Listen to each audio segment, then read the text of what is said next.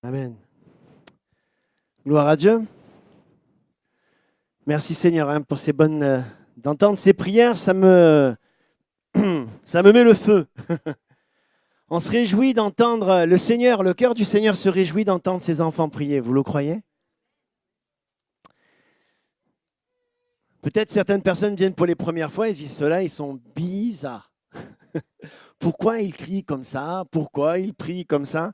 Mais j'aimerais juste dire une chose. La prière, ce n'est pas une récitation.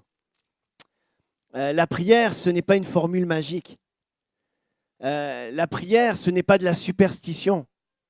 Hein, comme on pourrait, quand le pain est à l'envers, on le met à l'endroit, on ne passe pas sous l'échelle ou des trucs comme ça. Non, la prière, c'est on s'adresse à Dieu. Et on sent réellement, et je me réjouis ce soir de ces moments passés dans la présence de Dieu parce que chacun s'adresse vraiment au Seigneur. Il y a de la foi. Les prières sont empreintes de la présence de Dieu. Tu te dis, mais qu'est-ce qui se passe? C'est quelque chose de bizarre ici. Ben oui, c'est la présence de Dieu. Jésus est au milieu de nous là ce soir. Tu ne le vois pas? Pourtant, il est là.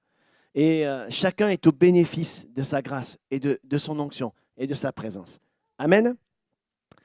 On aime cette parole, la parole de Dieu, pas parce que c'est un livre plein de récits enrichissants et intéressants, mais la Bible n'est pas un livre comme les autres. Hein. C'est le seul livre, le plus vieux livre du monde dont l'auteur est encore en vie aujourd'hui. Hein. Et l'auteur, c'est le Seigneur. Il est en vie, il est là. L'apôtre Pierre pouvait le dire, tes paroles sont esprit et vie, parce que cette parole, elle communique la vie, elle apporte la vie. David dira, ta parole est une lampe à mes pieds, une lumière sur mon sentier. Cette parole éclaire ta vie. Je ne connais pas ta vie ce soir, mais au travers de cette prédication, Dieu va révéler certaines choses qui sont cachées dans ton cœur.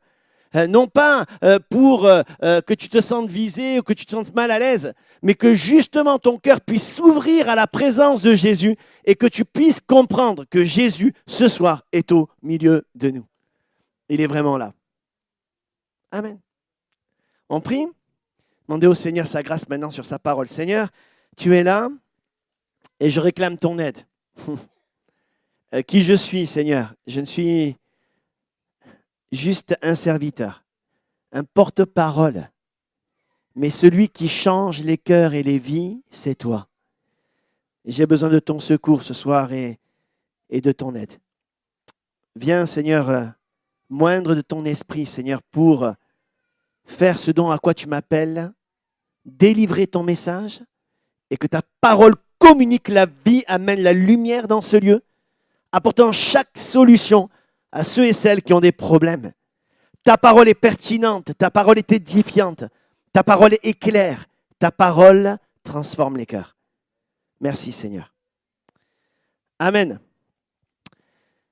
On est dans une nouvelle thématique là pour la semaine. Je commence ce soir. C'est maintenant. C'est le titre de la thématique. C'est maintenant. Et ce soir, c'est maintenant le jour du salut. Souvent on le dit ça, hein, non? Parce que c'est la Bible qui le dit. Hein, et on le dit avec facilité, on le dit avec des fois peut-être habitude, des fois on le dit avec conviction, persuasion, mais c'est une réalité, c'est maintenant, c'est aujourd'hui le jour du salut. Amen. Pour ceux et celles qui ont vécu une expérience avec Jésus, on dit Amen parce qu'on l'a vécu, non? Amen, ça veut dire je suis d'accord avec ça. C'est vrai, c'est tellement vrai. Amen. C'est vrai, c'est aujourd'hui le jour du salut. Quand je le crois, c'est maintenant. C'est maintenant que Dieu veut te relever. Est-ce que tu le crois? C'est maintenant, ce soir, aujourd'hui, maintenant, que Dieu veut te délivrer, te restaurer. C'est aujourd'hui. C'est maintenant, c'est imminent. C'est maintenant, c'est le temps, c'est le moment de parler de Jésus. Jésus revient. La Bible nous dit que c'est la dernière heure. Oui ou non? C'est la fin des temps.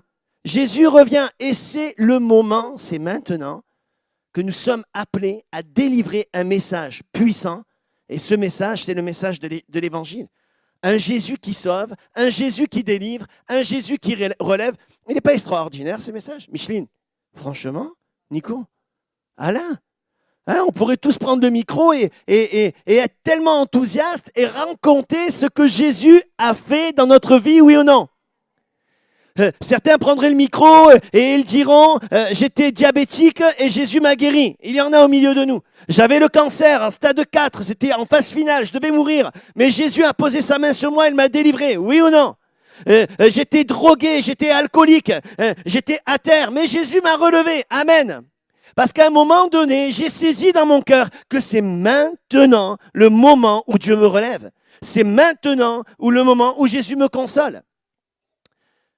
Les médecins sur cette terre vont nous donner des antidépresseurs quand nous sommes dépressifs, quand nous sommes au bout du rouleau, en burn-out. Ils vont nous amener, certains peut-être même vont tomber dans des folies, on va les mettre dans des endroits, on va les isoler. C'est ce que fait ce monde parce qu'il est limité, il n'a pas toutes les solutions à nos problèmes, mais lui, Jésus, il résout tous les problèmes. Il s'approche de cet enfant qui vient de mourir, ce jeune homme-là, et la veuve de Naïn en train de pleurer. Et Jésus va lui dire, ne pleure pas. Il met la main sur le cercueil et cet homme, il va ressusciter. Jésus, il touche la mort et la vie, elle vient. Amen. Gloire à Dieu. J'ai vu de mes yeux tellement de miracles. Je ne peux pas douter un seul instant que maintenant, Jésus peut transformer ta vie. Je ne doute pas un seul instant que maintenant, Jésus peut te délivrer de tes angoisses. Peut-être tu ne dors pas le soir, peut-être tu as des problèmes dans ta vie, mais j'aimerais te dire ce soir que maintenant, ici, dans ce lieu, il y a une solution pour toi. Et cette solution, c'est Jésus, un Jésus qui relève, un Jésus qui délivre. Amen. C'est maintenant. Est-ce qu'on le croit?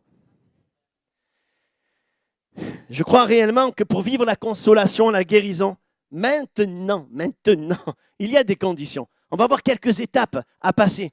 Et peut-être qu'à la lumière de la parole ce soir, tu vas comprendre certaines choses. Parce que Dieu va amener un éclairage particulier pour que tu puisses vivre maintenant le miracle. L'évangile de Luc au chapitre 6, verset 21, regardez ce qu'il nous dit. Heureux vous qui avez faim tout à l'heure. Hier. C'est ça, hein? Heureux vous qui avez eu faim autrefois, hier. Non, heureux vous qui avez faim maintenant, car vous serez rassasiés. Heureux vous qui pleurez maintenant, car vous serez dans la joie. Amen. Je dois croire que le Seigneur peut le faire maintenant. Je dois avoir ce désir profond maintenant. Il y a des personnes ici dans ce lieu où certains, on parle comme des livres. Ça fait des années qu'on est convertis, on connaît très bien la parole de Dieu et on est capable de raconter beaucoup d'expériences que nous avons vécues avec le Seigneur.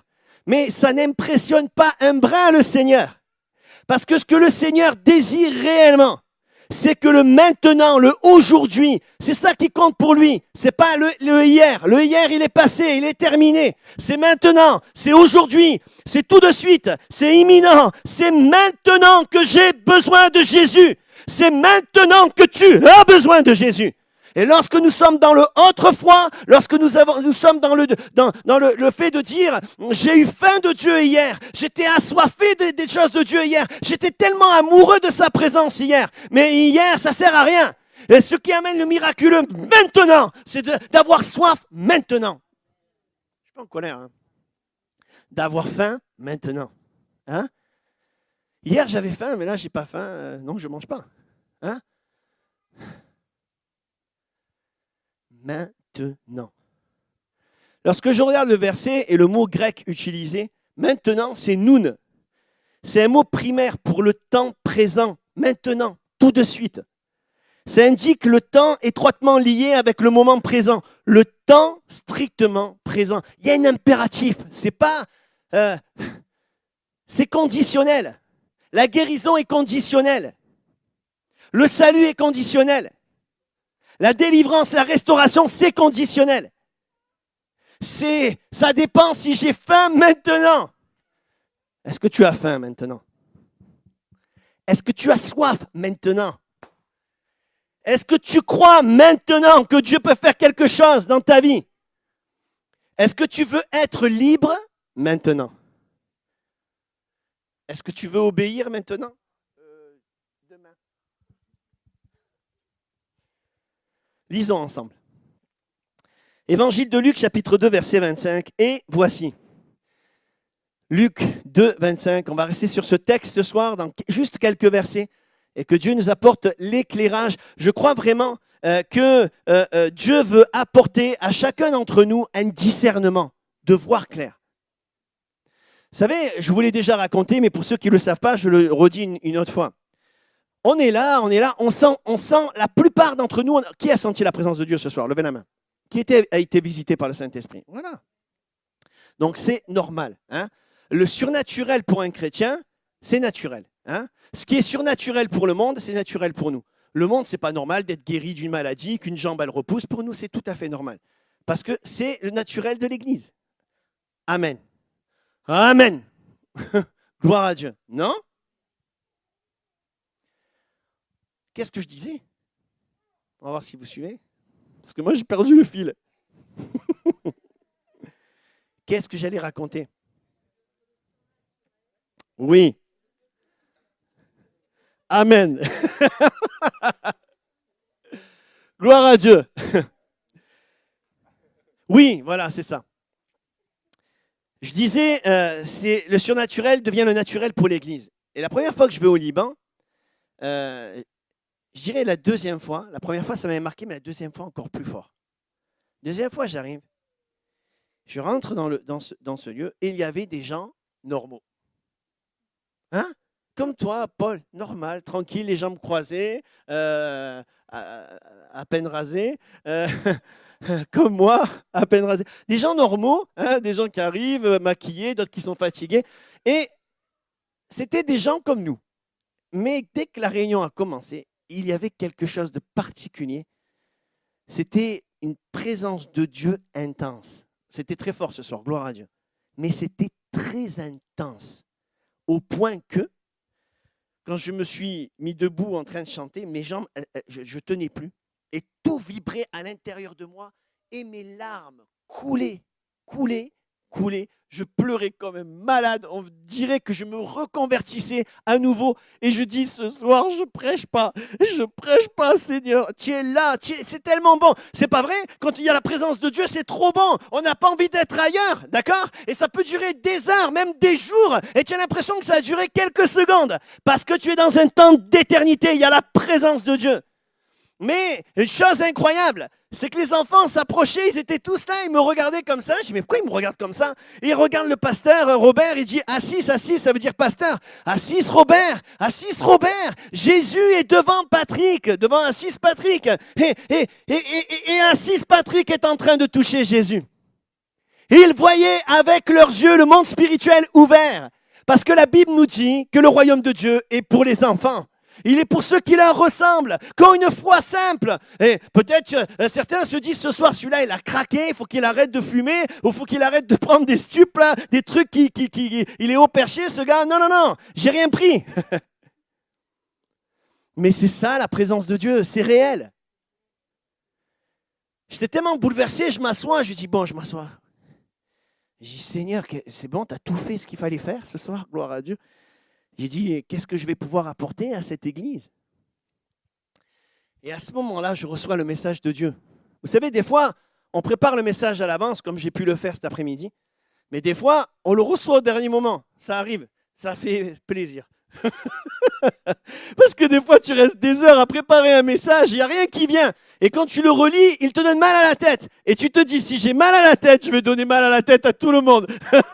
Mais quand Dieu te parle, c'est clair, c'est limpide, ça t'édifie, ça te fait du bien. Et tu sais très bien que ça va faire du bien. À ce moment-là, je reçois le message. Et qu'est-ce qui se passe? Les enfants, ils sont là, assis. Ils étaient plusieurs, des enfants, mais aussi une adulte. Elle dit, Jésus se tient devant Patrick. Des paroles sortent de sa bouche et ils sont en train de bouger dans l'espace en lettres de feu et ils rentrent dans sa tête. Vous voyez, ce que nous, on vit d'une manière intense sans le voir, mais d'une manière réelle et palpable. Ce n'est pas parce que je ne le vois pas que ce n'est pas réel. Eux, le monde spirituel était complètement ouvert. Amen. J'aimerais dire ce soir que Dieu, il veut nous ouvrir les yeux spirituels. Dieu veut amener cette église à un discernement spirituel. Pour voir les esprits mauvais où ils se trouvent, pour taper là où ils sont. Nous, nous sommes des videurs, pas de boîtes, mais des videurs d'esprit mauvais. Quand il y a la lumière, les ténèbres, ils s'en vont. Amen. Dieu nous appelle à voir clair. Et Dieu veut nous amener ce soir, au travers de ce message, à comprendre des choses spirituelles et que nous puissions voir clair et avoir une vue impeccable. Il y a un homme, et c'est de cet homme qu'on va parler ce soir, qui s'appelle Siméon. Il y a eu des étapes dans sa vie. Et vous allez voir de quelle manière cet homme, on peut dire qu'à la fin, il a vu réellement Jésus. Et que c'est aussi pour nous possible aujourd'hui de le voir quotidiennement dans notre vie. Est-ce que vous le croyez ?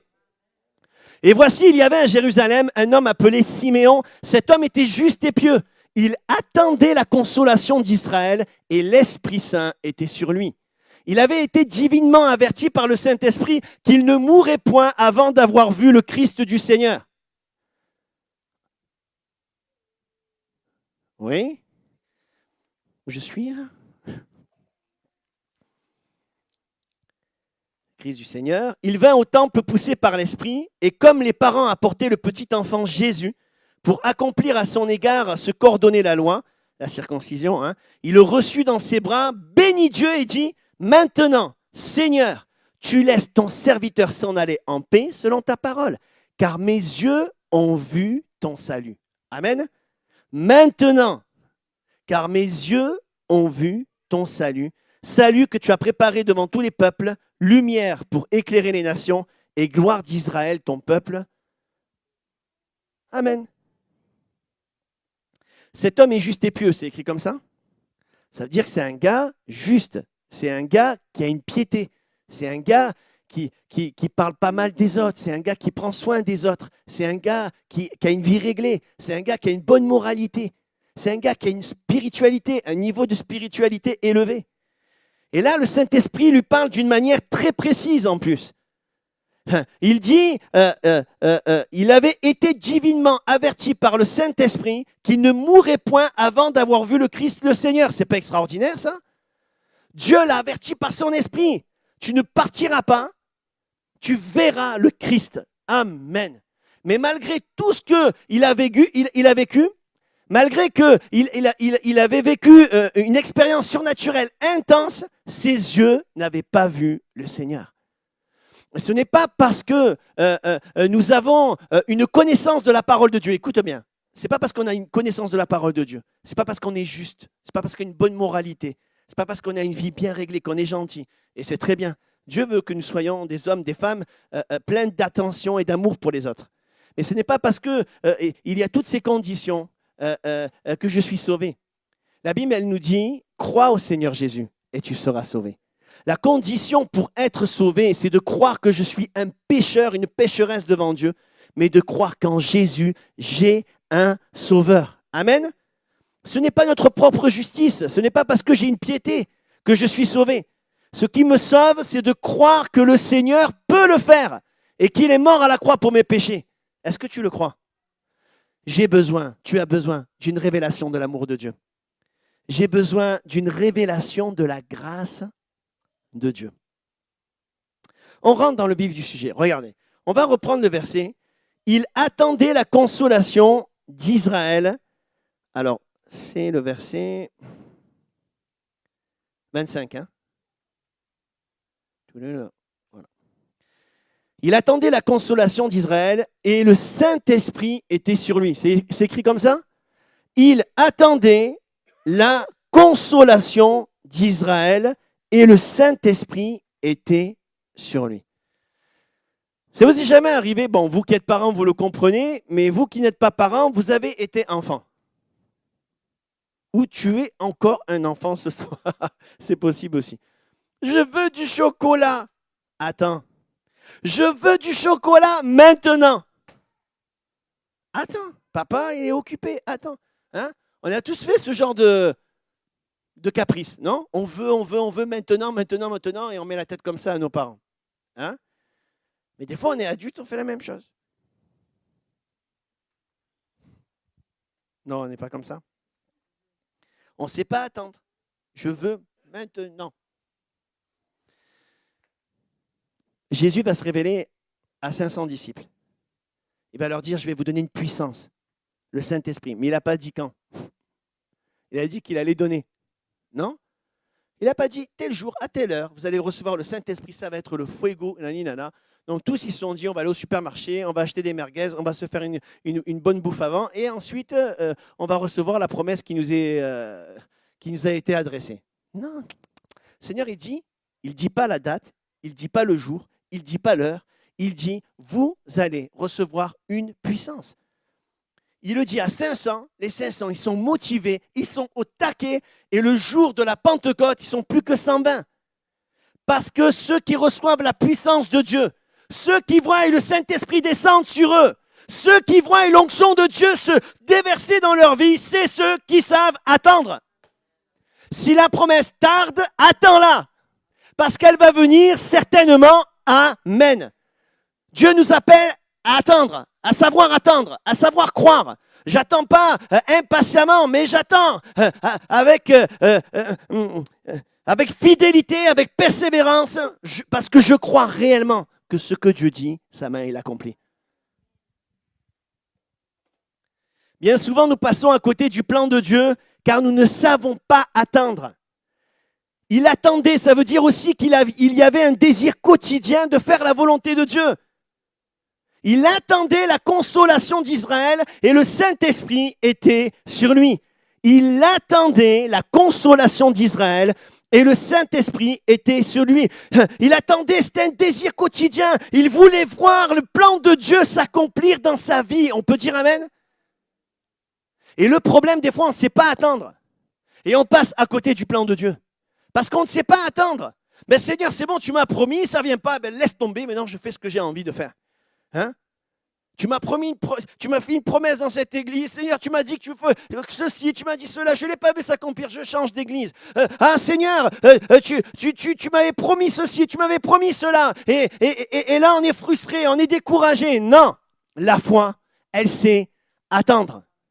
Et Dieu nous appelle à attendre. Et seulement ceux et celles qui savent attendre ont les yeux bien ouverts et voient le Saint-Esprit qui est sur eux. Il attendait la consolation d'Israël, c'est écrit comme ça, et l'Esprit Saint était sur lui. Il cherchait la consolation de son peuple. Il cherchait l'unité de l'Esprit. Le Saint-Esprit constamment était sur lui car il cherche à faire la volonté du Seigneur. Quand tu cherches à faire la volonté de Dieu, le Saint-Esprit, il est sur toi. Il est sur toi. Quand tu cherches à faire la volonté de Dieu, écoute-moi, quand tu ne cherches pas à faire la volonté de Dieu, tu ne vois plus rien et le Saint-Esprit n'est plus sur toi. Mais quand tu cherches réellement à faire la volonté de Dieu, même si tu as des faiblesses, même si tu as des manquements, c'est pas grave, on est des hommes ordinaires. Mais alors que tu recherches à faire la volonté de Dieu, alors que tu recherches le Seigneur, la Bible nous dit qu'il renouvelle nos forces pendant la marche. Et l'Esprit de Dieu est sur nous. Et lorsqu'il y a cette présence de Dieu dans ma vie, alors je vois clair. Lorsque je travaille en accord avec le Saint-Esprit, lorsque le Saint-Esprit est mon associé, lorsque le Saint-Esprit est mon compagnon, lorsqu'il est celui qui dirige mes pas et ma vie, il me remplit, il dirige mes pas, il éclaire ma vue, je vois clair et je sais attendre. Pas parce que je suis un être exceptionnel, mais parce que le Saint-Esprit, il embrase ma foi. Lorsque je veux faire la volonté de Dieu, le Saint-Esprit, il travaille en profondeur dans ma vie et il me donne la force de continuer et il me donne de voir réellement dans l'invisible que ce que Dieu m'a promis, il me l'accordera.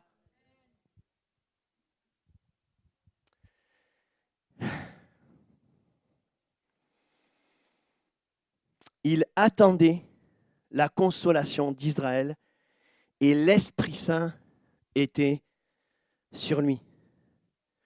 Restons attachés au Saint-Esprit. Soyons à son écoute, à l'écoute du message. Restons connectés avec le corps de Christ. S'il n'avait pas attendu patiemment avec l'aide du Saint-Esprit, il n'aurait pas vu Jésus. Alors que les disciples n'ont pas attendu la promesse, ils n'ont pas vu le Saint-Esprit descendre et ils n'ont pas reçu cette promesse.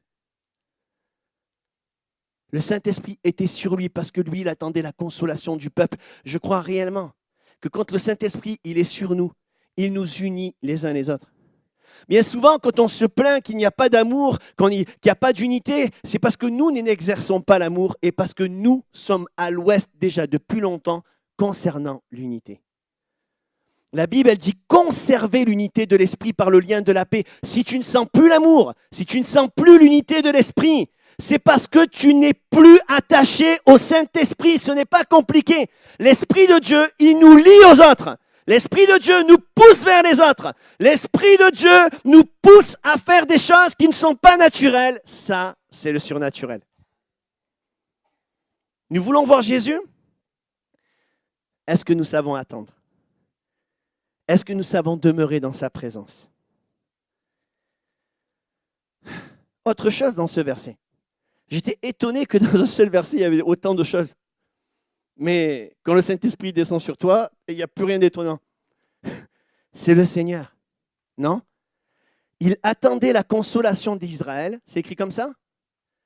Et l'Esprit Saint était sur lui. Quelqu'un qui voit clair, c'est quelqu'un qui sait attendre. Quelqu'un qui voit clair, c'est quelqu'un qui sait attendre la bénédiction, pas pour lui-même, mais pour les autres. La Bible nous dit qu'il attendait la consolation d'Israël. Il n'est pas dit qu'il attendait sa propre consolation. Ça ne veut pas dire que on ne doit pas aspirer à être consolé. Ça ne veut pas dire que personnellement, je ne dois pas aspirer à être guéri, à être restauré. Mais la Bible nous dit qu'il attendait la consolation d'Israël et l'Esprit Saint était sur lui. Il n'attendait pas pour lui-même, il attendait pour le peuple de Dieu. Et quand nous sommes centrés sur nous-mêmes, nous perdons la vision du royaume de Dieu, nous perdons la vision du salut. Et nous avons une vision qui est centrée sur nous. Quand je regarde à moi-même, je vois qu'une seule chose, moi-même. Ça doit nous encourager à quoi? Vous savez, quand la discussion, c'est toujours « et j'ai mes problèmes, et mes enfants », ok, vous croyez que moi, parce que je suis pasteur, j'ai pas de problème, j'ai pas d'enfants qui ont des problèmes, non, j'ai les problèmes de mes enfants, j'ai mes propres problèmes, j'ai ceux que je vis au quotidien, j'ai les vôtres aussi en plus, que je porte, et pas avec un... je les porte parce que le Seigneur me donne de les porter. Je ne suis pas en train de me glorifier là. C'est impossible, déjà, j'arrive même pas. Personnellement, c'est dur de porter ses propres problèmes. Mais quand l'Esprit de Dieu, il est sur nous, tout est possible. Je peux porter une montagne. La Sainte Victoire, tranquillou, bilou. C'est pas écrit comme ça. Si tu as la foi comme un grain de sénévé, tu dis à la Sainte Victoire, dégage de là et va maintenant te planter à côté de ta copine, le Mont Blanc. Eh ouais, mais c'est la vérité. Quand l'Esprit de Dieu, il est sur nous, il embrasse notre foi. Et ce qui est impossible aux hommes devient possible. Parce que si tu crois, eh oui, si tu crois, tu verras. C'est pas écrit comme ça? Si tu crois, tu verras. Quand on est centré sur nous-mêmes, on perd la vision du salut, on perd la vision du Seigneur, on perd la vision et on perd la vue. Sois toujours dans l'attente d'une bénédiction pour les autres. Si tu veux que tes yeux spirituels, ils restent ouverts. Le réveil spirituel, c'est voir le besoin des autres. Il ne sommeille ni ne dort celui qui veille sur nous. C'est pas écrit comme ça? Il ne sommeille ni ne dort celui qui veille sur nous. Tu veux rester réveillé? Oui ou non? Je pose une question. Est-ce que tu veux rester réveillé maintenant? Est-ce que tu veux être en feu maintenant?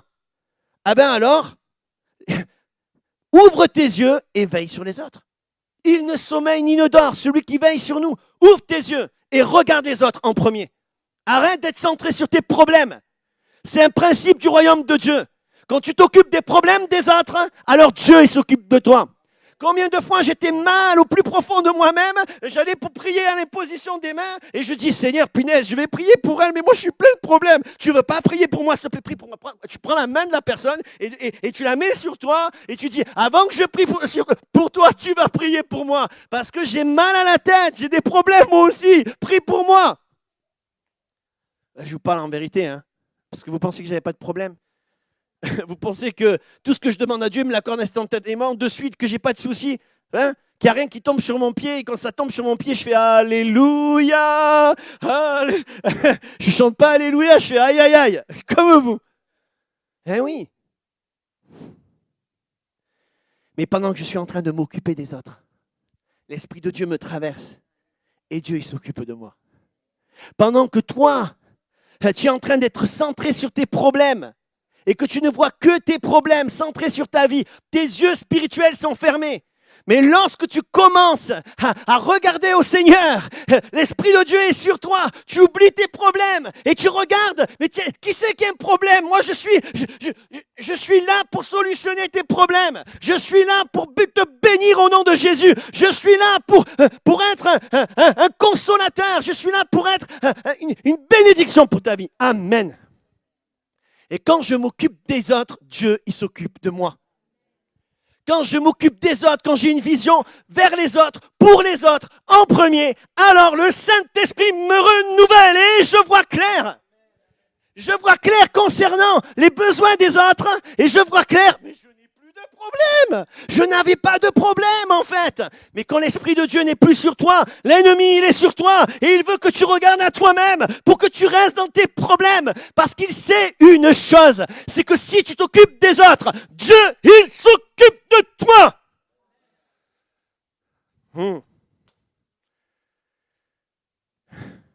Amen.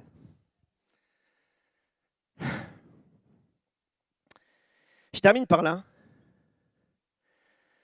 Il avait été divinement averti par le Saint-Esprit, verset 26, qu'il ne mourrait point avant d'avoir vu le Christ, le Seigneur. Je me dis, Siméon, je ne sais pas quel âge il a. Et peut-être que la prophétie, il a reçu, il avait 25 ans. Peut-être qu'il en a 85. Je dis, mais c'est quoi ce gars-là? Comment il a fait pour tenir bon? Peut-être qu'il a pris des coups, peut-être qu'il n'avait plus envie de vivre, peut-être qu'il a vécu des choses difficiles. La Bible ne le dit pas, j'en sais rien. Mais Siméon, c'est un gars comme nous. Hein? Qu'est-ce qui a fait que ce gars, il a attendu jusqu'au bout et il a vu la gloire de Dieu. Il a vu le Seigneur. C'est ce qu'on disait dès le départ. Je termine par là. Si tu crois maintenant. Quand tu reçois la promesse de Dieu, quelle que soit la période à laquelle tu la reçois, lorsque tu la reçois et que tu la crois de tout ton cœur, alors tu sais attendre comme on a entendu, pas un peu, mais jusqu'au bout. Mais tu attends parce que tu crois réellement que c'est le Seigneur qui t'a parlé. Et tu peux t'appuyer sur la parole de Dieu. Amen. Une foi qui s'appuie sur la parole de Dieu aujourd'hui, maintenant. Pas si tu crois demain ou si tu crois hier. Si je crois maintenant. Cet homme a tenu tout ce temps à cause de sa foi. Il a cru que Dieu dit la vérité. Est-ce que tu le crois? Et que les promesses de Dieu, elles sont oui, amen. Que c'est aujourd'hui, c'est maintenant. Croire jusqu'au bout pour hériter des promesses de Dieu, c'est mieux, non? Amen. Je verrai le Seigneur, c'est sûr. Il m'a promis, il me donnera. Que les circonstances soient favorables ou qu'elles ne soient pas favorables.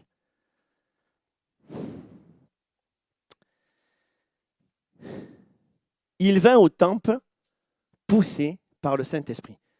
Verset 27. Il vint au temple. Quand j'obéis à Dieu, quand je sais attendre patiemment, quand je crois maintenant, tout à l'heure et demain aux paroles de Dieu, il y a des conséquences. Il vint au temple poussé par le Saint-Esprit. Quand je crois maintenant, quand je sais attendre patiemment, quand j'obéis au Seigneur, je suis éclairé, l'Esprit de Dieu, il est sur moi, il me met le feu. Alléluia! Et il me pousse par son esprit à faire ceci ou à faire cela. Le Saint-Esprit, il te communique le feu. Le feu, il est sur toi. Et au moment propice, tu es poussé par le Saint-Esprit. Mais quand je ne sais pas attendre, quand je me plains, quand je suis centré sur mes problèmes et sur moi-même, l'Esprit de Dieu essaye de me parler, mais je ne l'entends pas, je ne le vois pas. Mais quand j'obéis au Seigneur, je crois en ses promesses. J'attends patiemment parce que je sais que ça va arriver. Au moment propice, je me laisse conduire par le Saint-Esprit. Mes yeux sont ouverts sur la présence de Dieu. Je suis inspiré par le Saint-Esprit. Mes oreilles entendent sa voix. Je suis conduit, je suis poussé par le Saint-Esprit. Amen. C'est pas bon quand le Saint-Esprit nous pousse à parler. Quand le Saint-Esprit se sert de nous pour bénir les autres, on devait aller chez un tel. Au dernier moment, le Seigneur il dit passe par là, bam, on rencontre quelqu'un, bim, il est béni. Parce qu'on est poussé par le Saint-Esprit. Plus j'obéis, plus j'écoute, plus je crois, plus je sais attendre, plus je persévère et plus j'aime ça, être conduit par le Saint-Esprit, j'aime ça, être rempli du Saint-Esprit. Amen. Je n'aime pas quand l'Esprit de Dieu n'est pas sur moi parce que je fais n'importe quoi. Je prends les mauvaises décisions, je m'énerve, je ne fais pas ce qu'il faut. Des fois, vous croyez quoi? Moi, je suis à la maison, je peux m'emporter sur un truc qui ne vaut pas la peine. Ma femme me dit, oh, va prier, va. Tu as besoin que le Saint-Esprit descende sur toi. Arrête de regarder à toi-même, à tes problèmes. Arrête, hein? Regarde à Jésus. Ma femme, elle a raison. Et je te le dis ce soir, regarde à Jésus. Et regarde ce qui se passe. Verset 28, j'aime trop ça. Il reçut dans ses bras le Seigneur. Il bénit Dieu et dit. Je ne sais pas. Oh, ce gars, c'est un responsable spirituel. Je lisais ça. Il dit, je ne vais pas mourir, je vais voir le grand libérateur, le Messie, le Seigneur. Et il voit cet enfant. Tu vois, il aurait pu mépriser cet enfant, mais il ne l'a pas méprisé. Il n'a pas regardé à son apparence. Ce qui est important, ce n'est pas la révélation, ce n'est pas la manière dont Dieu va se révéler, la manière dont Dieu va nous parler. Ce qui est important, c'est de recevoir le Seigneur. Il a reçu le Seigneur. Il a pris dans ses bras. Dans quelle attitude tu es ce soir? Est-ce que tu reçois cette parole ou tu la rejettes? Est-ce que tu embrasses le Seigneur? Est-ce que tu respectes profondément cette parole? Est-ce que tu l'acceptes? Est-ce que tu la reçois? Acceptons les paroles du Seigneur. C'est une grâce. Arrêtons de résister, mais acceptons la parole du Seigneur. Il bénit Dieu, il est reconnaissant.